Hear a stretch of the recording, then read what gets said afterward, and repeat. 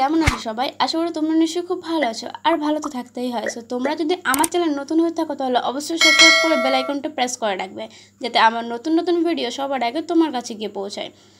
So recently এই ধরনের ভিডিওগুলো এখন সোশ্যাল মিডিয়াতে খুব ট্রেন্ডিংয়ে রয়েছে। আজকে আমি তোমাদের দেখাবো এরকম ধরনের ভিডিও এডিটিং তোমরা কীভাবে ক্রিয়েট করবে শুধুমাত্র ক্যাপকাটের সাহায্যে। সো চলো কথা না বাড়িয়ে ভিডিওটি শুরু করা। দেন এখানে আমার ফোনে থাকা প্রথমে ফেসবুকটাকে আমি ওপেন করে নেব। দেন ওপেন করে নেওয়ার পরে এই থ্রি ডটে ক্লিক করে দেবো। থ্রি ডটে ক্লিক করে দেওয়ার পরে একটু উপরের দিকে স্ক্রল করে টেনে নিয়ে যাওয়ার পরে এই সেটিংয়ে ক্লিক করে এই ডার্ক মোডে ক্লিক করে দেবো। দেন এখান থেকে এটাকে অন করে রাখবো যাতে ডার্ক মোডটা অন হয়ে যায়। এরপরে ব্যাকে চলে আসবো। দেন ব্যাকে চলে আসার পরে এখান থেকে এই এখানে কিছু লিখুন, এখানে নিয়ে ক্লিক করে দেবো। দেন ক্লিক করে দেওয়ার পর আমি এখানে একটা পেস্ট করে দিচ্ছি, মানে টেক্সট পেস্ট করে দিচ্ছি। তোমরা চাইলে লিখে দিতে পারো, আমি আর এটা দেখালাম না। এরপরে এই অ্যালবামে ক্লিক করে দেবো। দেন অ্যালবামে ক্লিক করে দেওয়ার পর ক্রিয়েট নিউ অ্যালবামে ক্লিক করে দিয়ে এখান থেকে আমি তিনটে পিএনজি সিলেক্ট করে নেবো, পিএনজি ইমোজি সিলেক্ট করে নেবো। যে কোনো তিনটে আমি এখান থেকে ইমোজি সিলেক্ট করে নেওয়ার পরে এই ক্রিয়েট অপশানে ক্লিক করে দেবো। দেন ক্লিক করে দেওয়ার পরে পোস্টে ক্লিক করে দেবো। এরপর এটা পোস্ট হয়ে গেলে এখান থেকে একটা স্ক্রিনশট নিয়ে নেব, এখানে একটা রিঅ্যাক্ট দিয়ে দেবো। দেন নেওয়ার পরে এখান থেকে একটা স্ক্রিনশট নিয়ে নেব।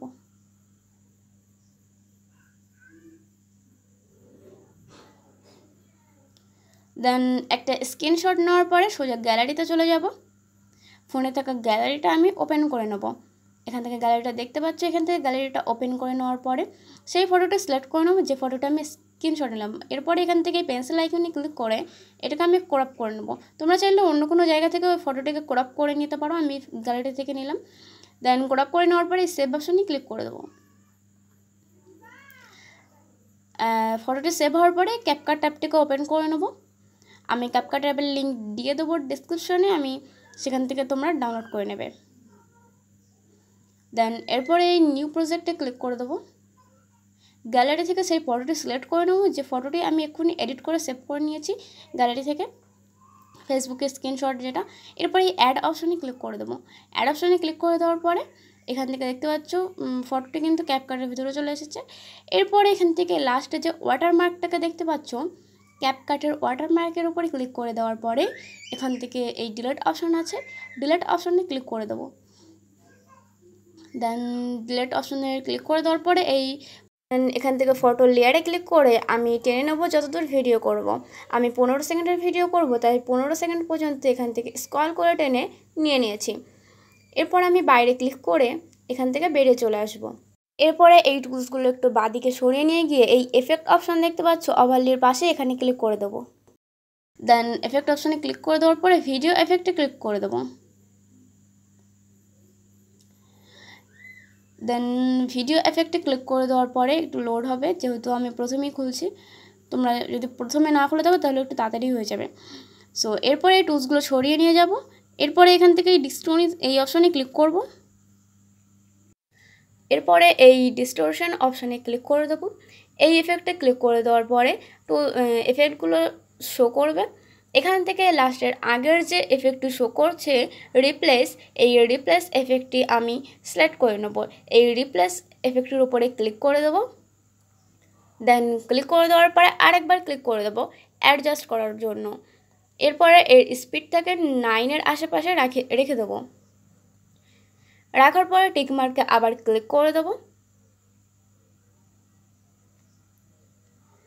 দেন টিকমার্কে ক্লিক করে দেওয়ার পরে এখান থেকে এই এফেক্টটাকে আমি পুরো ভিডিওতে অ্যাপ্লাই করতে পারবো, কিংবা আবার পরে আমি এটাকে আবার ছোট করে নেব। এরপরে এখান থেকে দেখতে পাচ্ছ এই এফেক্টটা শুধু একবারই শো করবে, মানে একবারই এফেক্টই হবে। এরপরে এই ভিডিও এফেক্টে আবার ক্লিক করে দেবো। ভিডিও এফেক্টে ক্লিক করে দেওয়ার পরে এই টুলসগুলোকে আবার সামনের দিকে নিয়ে এসে প্রথমে যে টুলসটি আছে ট্রেন্ডিং, এই ট্রেন্ডিং অপশানে ক্লিক করে দেবো। দেন এই টুলসটি সিলেক্ট করার পরে এই হ্যালো বলার অপশানে ক্লিক করে দেবো।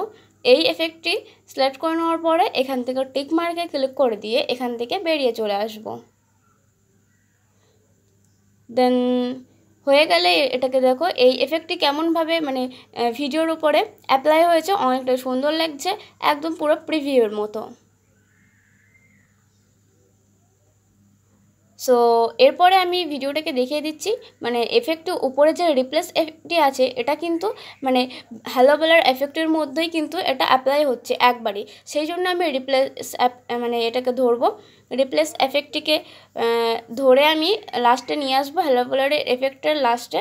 এরপরে নিয়ে আসার পরে রিপ্লেস এটাকে লাস্টের দিক থেকে আমি এর লেয়ারটাকে ধরে ছোট করে নেব।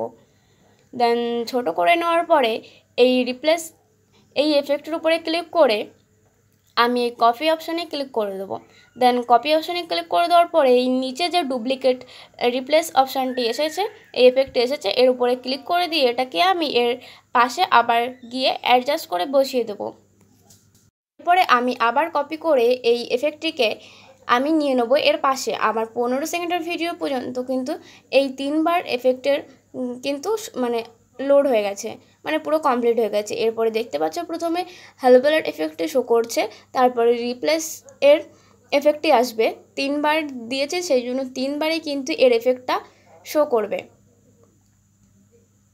সো এভাবে কিন্তু তোমরা ভিডিওটি তৈরি করে নিতে পারো একদম পুরো সোজাভাবে। এরপরে ব্যাকে চলে আসবো, এই ব্যাক অপশানে ক্লিক করে দেওয়ার পরে এখান থেকে ব্যাকে চলে আসব। এরপরে ভিডিওটি আমার যেহেতু কমপ্লিট হয়ে গেছে এখান থেকে ভিডিওটিকে সেভ করে নেব। তার আগে এখান থেকে অডিওতে ক্লিক করে সাউন্ডসে ক্লিক করে দেবো। আমি এখান থেকে আগে সাউন্ড সিলেক্ট করিনি, তার জন্য এখন লাস্টে সাউন্ডটা সিলেক্ট করে নেব। দেন এটা একটু লোডিং হবে, লোডিং হওয়ার পরে এই টিকটকের পাশে যে অপশানটা দেখতে পাচ্ছ এই অপশানে ক্লিক করে দেবো।